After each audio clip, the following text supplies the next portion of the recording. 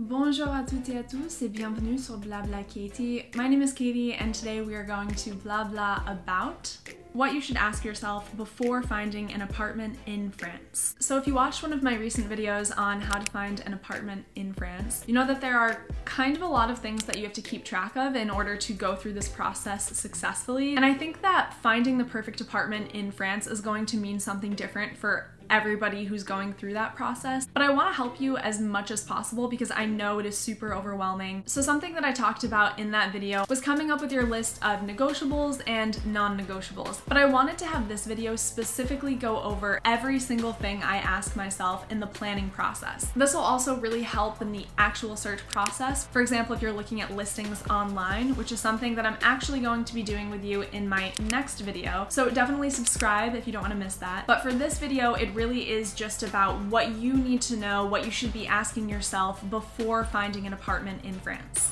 Personally, I think that you should start with two main questions. The first being, what do you want in an apartment in France? And the second being, what is your budget? So as of right now, these are the two main questions. I am going to break them down into smaller questions that you definitely want to ask yourself, but it's also totally okay if you don't really know the answers you want to give yet. This is really just your starting point, and it is totally fine and honestly very expected if your answers to these questions change as you go through the apartment search process. So first, we should just concentrate on the first question, and I really recommend taking your time to think through anything you could want in an apartment. Personally, I take a piece of paper and a pen and I just take maybe 5 to 10 minutes to brainstorm. I am aware at the time of writing these things down that this might not be realistic, but regardless, this is just the brainstorming process. So here I go.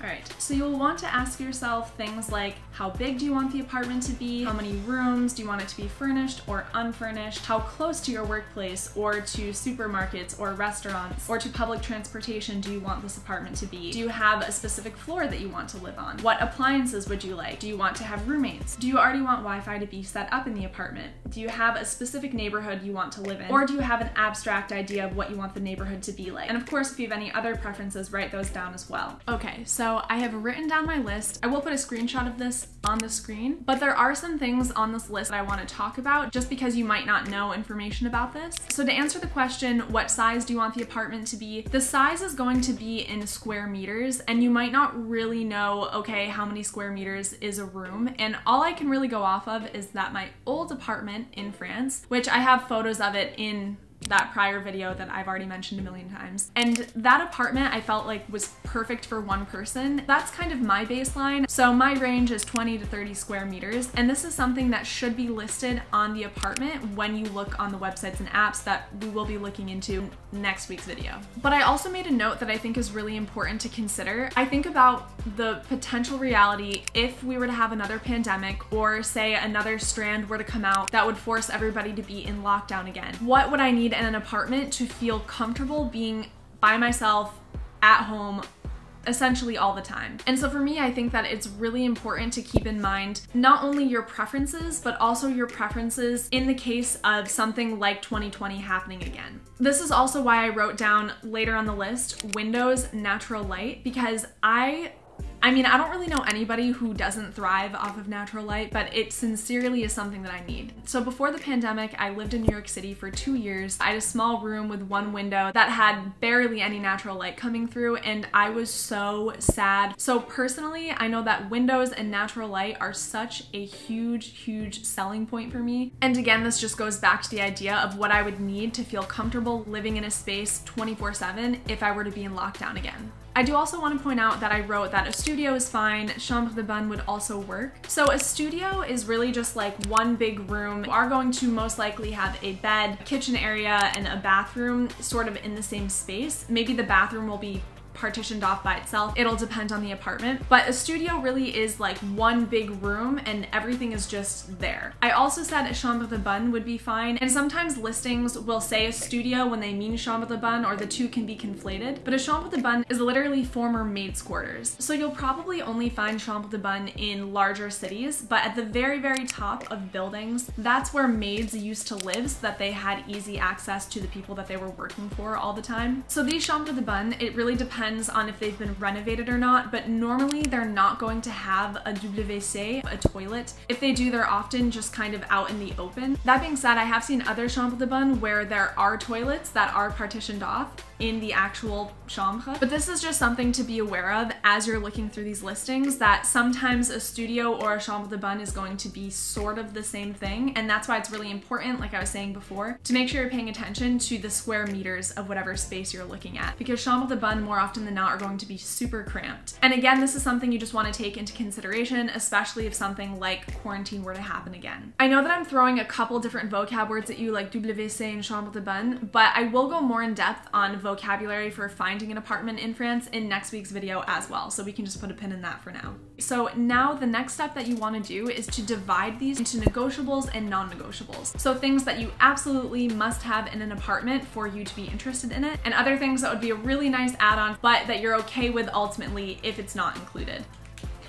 Okay, so once again, I will put this list up on the screen, but you'll see that I just made a really simple separation into negotiables and non-negotiables. So I do want to say that on the negotiable side, I did put oven and I also put dryer, and that's simply because I know that these two things aren't super common, at least in apartments in Paris. In the apartment that I had in a really small town close to Nantes a couple of years ago, I did have an oven. I had a complete kitchen with everything I could ever need. But in Paris, I know that because the apartments are a little more cramped, it really isn't that common to have an oven unless you can pay a ton of money for a much bigger apartment, which I cannot do. That is a good segue into the second question that I talked about earlier in the video. What is your budget? So I just want to reiterate that this is probably going to change, but for now we're just going to try to go off of a couple clarifying questions so we can find some sort of range and at least find a maximum that you're going to follow for finding an apartment in France. So I'm going to go grab my laptop because there definitely are some things that I need to take account of and I don't know their costs off the top of my head, and then I'm going to brainstorm these out.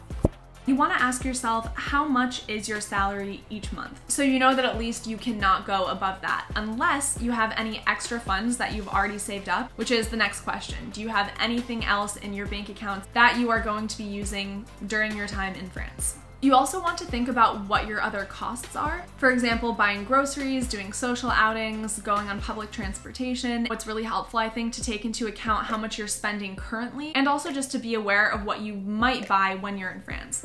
Okay, so I will admit this is definitely not perfect, but you will see, I'll put it on the screen, that I wrote during Tapif I had around 800 euros to spend, and I had about $1,000 to $2,000 going into the year. And as a lectrice going to Paris this year, I will be making 1,300 euros a month. I have no idea if I'm going to be having any spending money going into it, and to be honest, I would really like to try to just live off of my monthly salary, so I'm just gonna go off of the 1,300. And you'll see that for the costs, I wrote down food. I usually spend around $120 a month, 70-ish euros on the Navigo pass, which would give me access to the metro. Travel, I don't know if I'd be traveling that much. And for social outings, I also put a bunch of question marks. With the pandemic, I don't really know how much I'll be spending. And then the last thing I wrote is a gym membership around 30 euros just by doing a quick Google search to sort of see the average. And so you'll see that the number that I have, which is totally imperfect and more or less hypothetical, is 220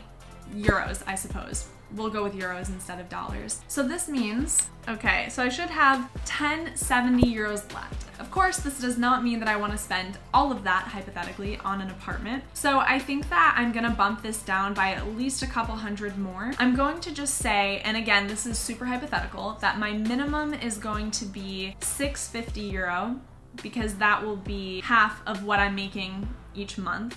And of course, if I could find something cheaper, that would be great. But for the purpose of having a number, 650 is the minimum. And the maximum, I'll say, will be 850. So that is my starting point for my budget goals. And of course, this might change, but for now, it feels really good just to have numbers down on paper. So now that we have our negotiables, our non-negotiables, and a pretty much hypothetical budget, we can actually go into certain websites and apps that are meant for finding apartments in France. I gave you a list of these in the last video on how to find an apartment in France.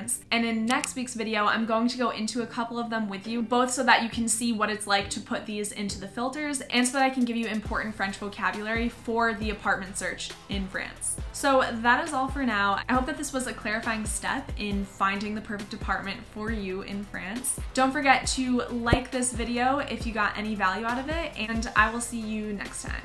À la prochaine!